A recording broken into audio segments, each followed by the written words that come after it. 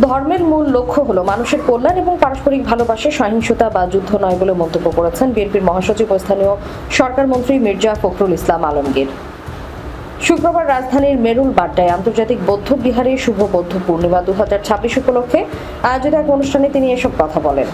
Bangladesh Buddhist ফেডারেশনের আয়োজিত এই অনুষ্ঠানে প্রধান অতিথির বক্তব্যে মির্জা ফখরুল বলেন, আসলে ধর্ম এসেছে মানুষকে ভালো করার জন্য, ধর্মযুদ্ধ করার জন্য নয়, ধর্মহিংসার জন্য নয়।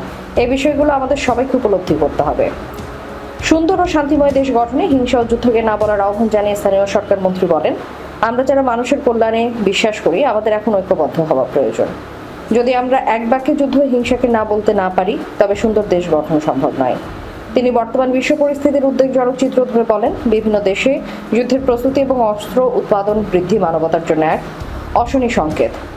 গৌতম বুদ্ধের অহিংসার বাণীর প্রাসঙ্গিকতা উল্লেখ করে তিনি বলেছেন, সমাজে যখন অবক্ষয় ও হিংসা বেড়ে যায় তখনই মহাপুরুষরা শান্তির বাণী নিয়ে আসেন। তিনি জোর দিয়ে বলেন, কোনো মানুষের ধর্মীয় বিশ্বাসের কারণে তাকে আঘাত করা বা হত্যা করা কখনোই গ্রহণযোগ্য হতে পারে না।